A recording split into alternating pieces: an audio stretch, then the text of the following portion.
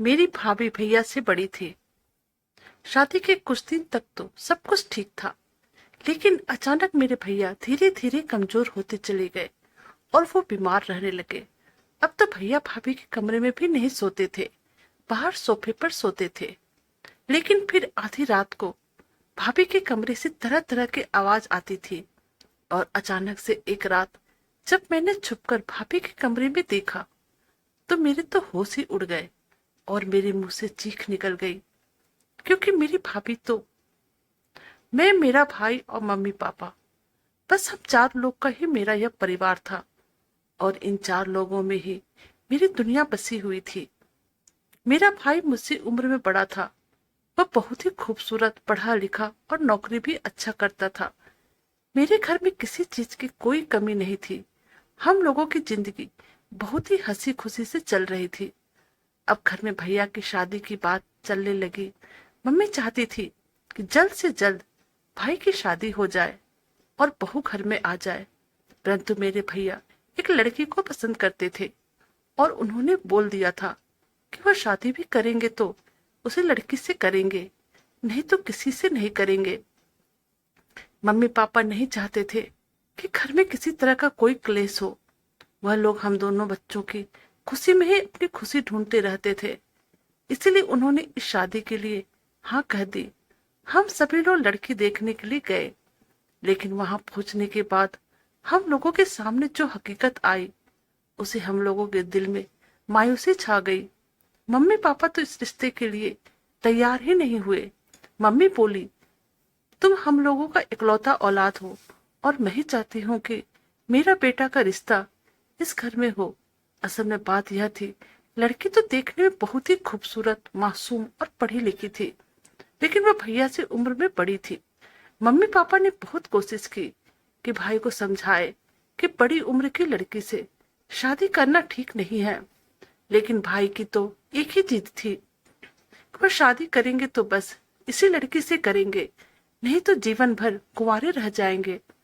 आखिर mummy papa को भाई के आगे झुकना ही पड़ा और फिर मेरे भाई की शादी बहुत ही धूमधाम से हो गई। हम लोग भाभी को विदा करके घर लेकर आ गए थे। मेरी भाभी बहुत ही अच्छी थी। उनमें बस एक ही अवगुण था, वो भाई से उम्र में बड़ी थी। बाकी तो हर तरह से वो एक बेहतरीन लड़की थी। जब भाई को ही उनकी उम्र पे एतराज नहीं था, तो हमें भला क्या एतराज हो सकता था। इसलिए हम लोग भी इस शादी से खुश थे। शुरू के कुछ दिन तो भाई और भाभी अक्सर घूमने, खाना खाने बाहर ही जाते थे। उन दोनों के बीच में बहुत ही प्यार था। भैया बहुत ही खुश रहते थे। लेकिन अचानक एक महीने में जिंदगी नॉर्मल हुई तो हमारे सामने ऐसी हकीकत आई जिसे सुनकर और देखकर हम लोग दंग रह गए। हम लोगों ने कभी सपने में भी नहीं सोचा था कि इस घर में कभी ऐसा भी होगा। मम्मी तो छाती पीट पीट कर रोने लगी कि न जाने अब हमारे खानदान का क्या होगा। मेरी भाभी बहुत ही खूबसूरत थी और उनके हाथों में तो जादू था। वह अगर कुछ भी बना देती थी, हम सभी लोग उंगलियां चाट कर खाते थे। वह हम लोगों से इतने अच्छी तरीके से घुल मिल गई थी कि लगता ही नहीं था अभी मेरी भाभी को आए हुए एक महीने ही हुआ है।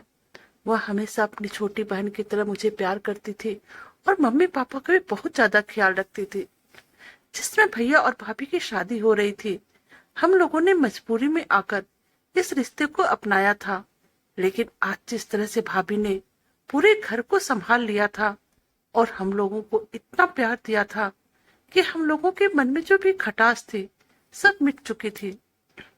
भाभी खूबसूरत होने के साथ साथ समझदार भी थी और हम लोगों को क्या चाहिए था।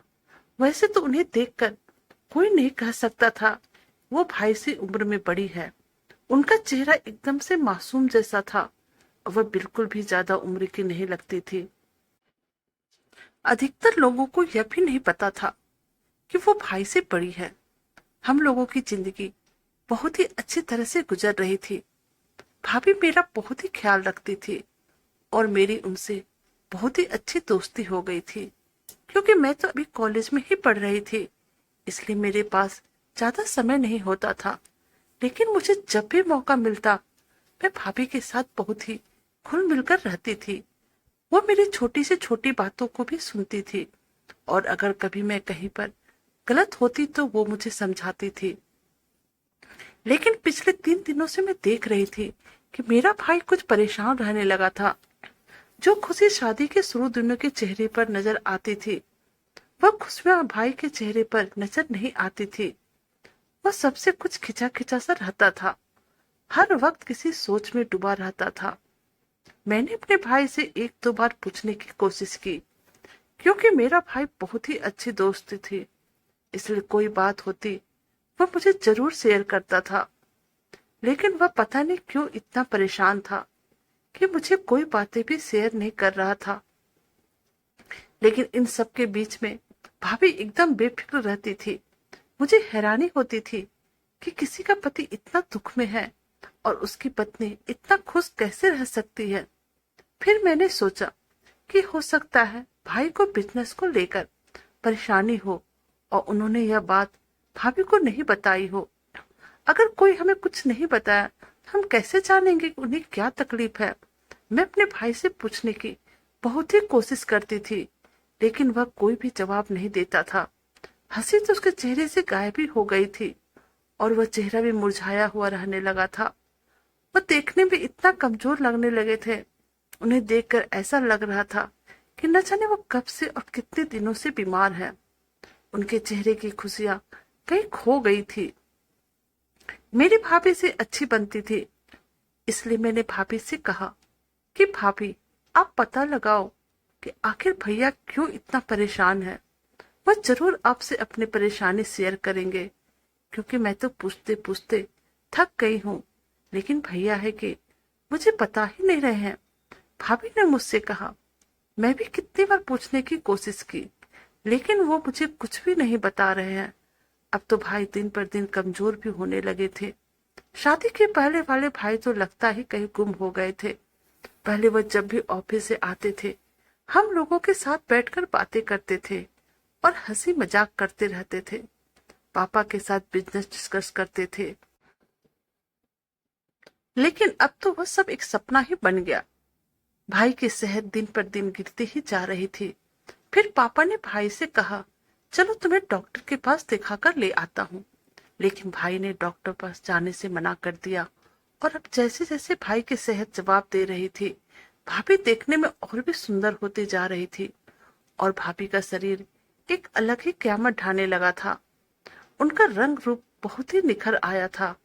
उनका पूरा शरीर भरा पूरा लगने लगा था। भाभी को भैया की गिरती हुई सेहत की कोई फिक्र ही नहीं थी। लेकिन मैं भाई की हालत को लेकर परेशान रहती थी। मेरे मम्मी पापा भी बहुत परेशान रहते थे, लेकिन वो हम पर जाहिर नहीं होने देते थे। भाई की हालत दिन पर दिन बिगड़ती जा रही थी। मेरे पेपर होने वाले थे, इसलिए मैं देर रात तक पढ़ाई करती रहती थी।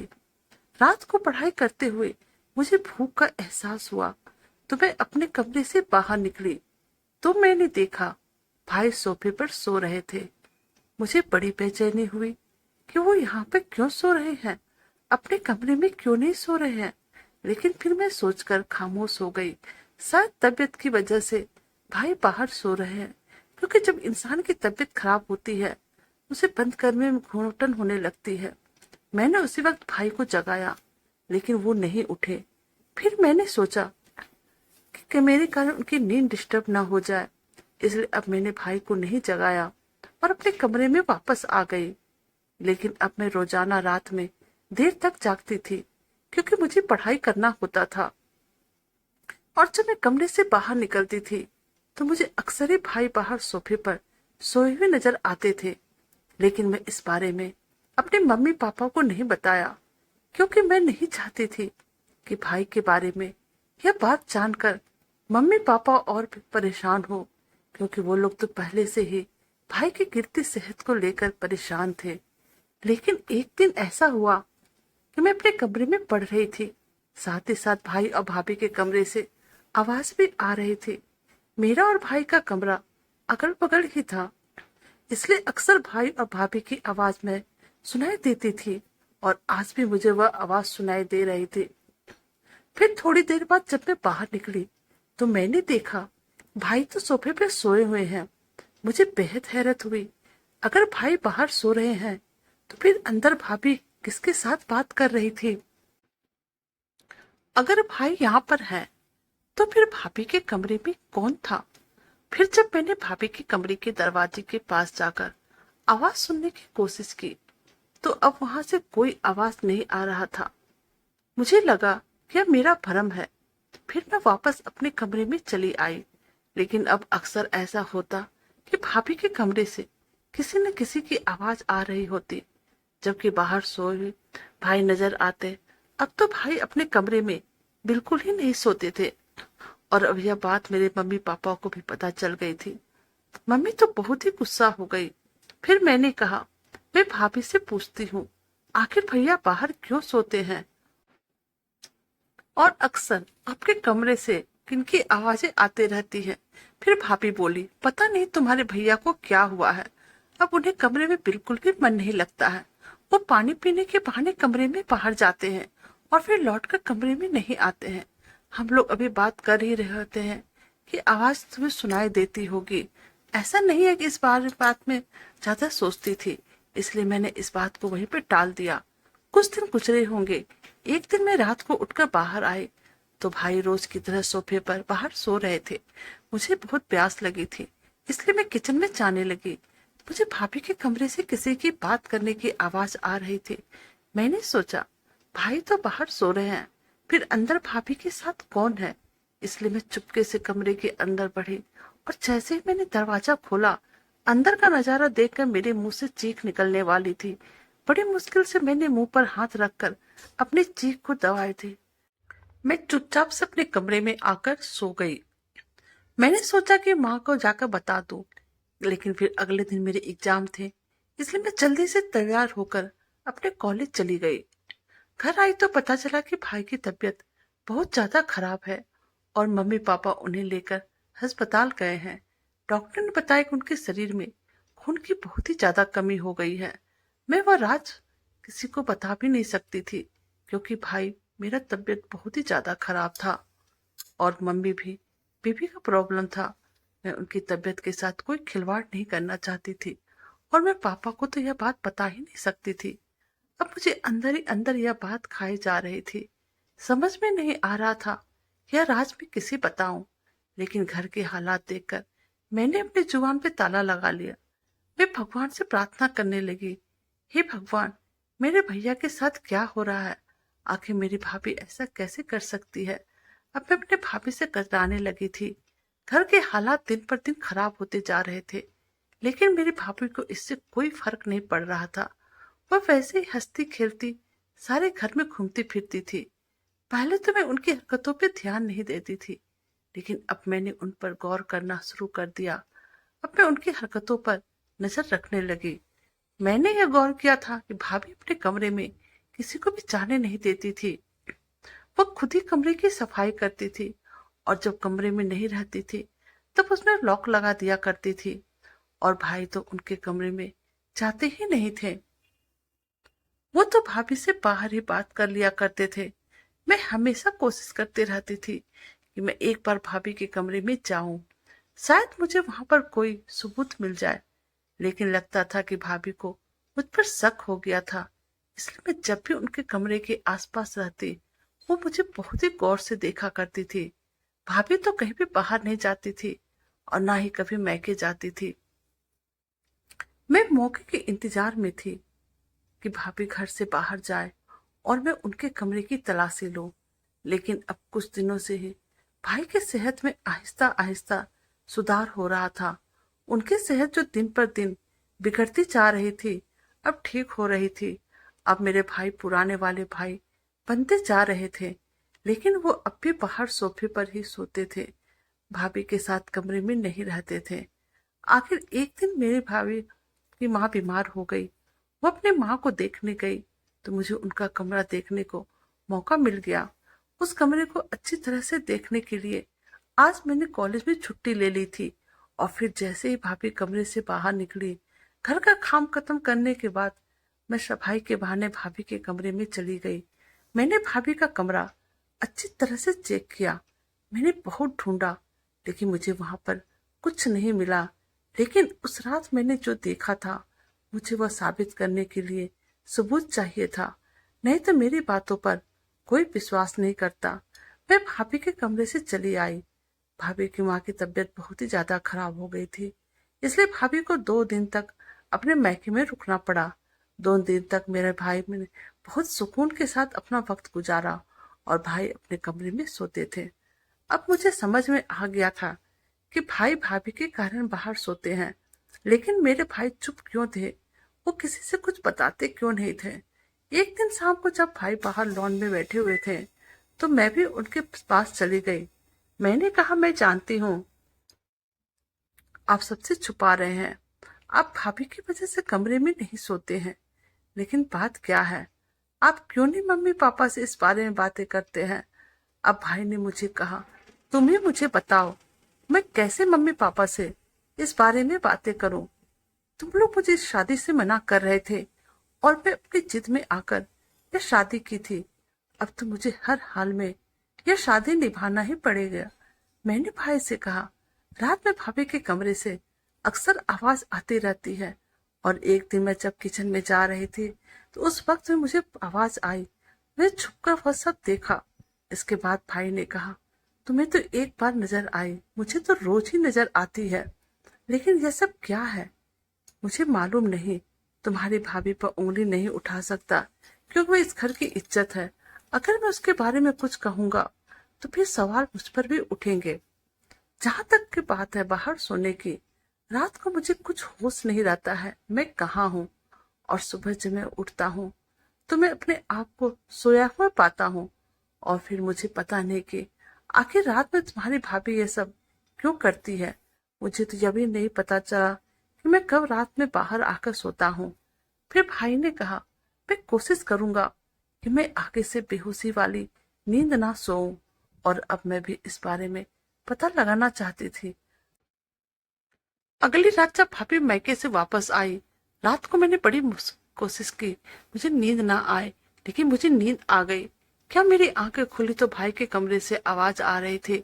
भाई तो बाहर सोफे पर सो रहे थे। मैंने भाई के कमरे का दरवाजा खोलने की कोशिश की। कमरे का दरवाजा ना खुला, क्योंकि वह अंदर से लॉक था। मैंने दरवाजा खटखटाया, लेकिन आहिस्ता आहिस्ता, क्योंकि मुझे डर था कहीं मम्मी पापा की नींद न खुल जाए। लेकिन दरवाजा नहीं खुला। मैं फिर अपने कमरे में चली आई। सुबह जब मेरी नींद पूरी हुई तो मैं भाई को जगाया। फिर उन्होंने मुझे कहा, मुझे कुछ याद नहीं है उनको कौन लेकर बाहर आया। भाभी बिल्कुल नॉर्मल थी। फिर मैंने भाभी से कहा कि मैं रात को कमरे के खटखटाया था, लेकिन आपने नहीं खोला। भाभी मुझको बोली, मुझे इस बारे में कुछ भी पता नहीं है, मैं तो सो रही थी। अब मैं भाभी से क्या कहती। मैं भी चुप हो गई। अभी कुछ दिन गुजरे थे कि हम लोगों के सामने एक अजीब सा वाकया हुआ। उस दिन खूबसूरत चांदनी रात थी। बाहर मौसम सुहाना था। वो पूरा चांद बहुत ही खूबसूरत लग रहा था। रोज की तरह हम लोग सोने गए, तो थोड़ी देर बाद भाभी के कमरे से इतनी ऊंची आवाज आना शुरू हुआ कि मम्मी पापा भी जाग उठे। हम लोग बाहर आए तो भाई सोफे पर सो रहे थे। इतनी तेज आवाज के बावजूद वो नहीं जागे। हम लोगों ने उन्हें जगाने की बहुत कोशिश की, लेकिन वो नहीं जाग रहे थे। हम उनको छोड़कर भाभी के कमरे में गए, तो कमरा अंदर से लॉक था। मम्मी ने दरवाजा बहुत खटखटाया, लेकिन वो बिल्कुल दरवाजा ना खोली। आखिरकार हम लोगों को डुप्लीकेट चाबी से दरवाजा खोलना पड़ा। और फिर जैसे ही हम लोग कमरे के अंदर गए, जो मंजर सामने आया उसे देखकर हम लोगों के होश उड़ गए। हम सभी लोग एक दूसरे के मुंह देख रहे थे। भाभी कमरे के बीचों बीच खड़ी थी, और उनके इस तरह की होलिया देखकर पापा नजर झुकाकर कमरे से बाहर निकल गए थे। माँ ने फौरन आगे बढ़कर अपनी चादर भाभी के ऊपर डाल दी, लेकिन भाभी अपने होश हवास में नहीं थी। वो तो ऐसे चल रही थी जैसे कोई नाचने वाली हो या कोठे वाली। उन्होंने कपड़े भी उसी तरह के पहने थे, और वो लगातार डांस करते जा रही थी। मुझे तो कुछ समझ नहीं आ रहा था। उधर किचन में पड़ी हुई नींद की गोलियां पानी में मिलाकर मैंने भाभी को पिला दिया, और वह सो गई। और जब सुबह उठी, अपने आप को साड़ियों में देखकर हैरान होने लगी। उधर भाई भी खुद हैरान थे कि रात को इतनी आवाज आते रही, हंगामा होते रहा, लेकिन उनकी आंखें क्यों नहीं खुली। मैंने मम्मी को सब कुछ बता दिया कि मैं इन सब के बारे में पहले से ही जानती हूँ। ये सब मैं बहुत पहले देख चुकी हूँ।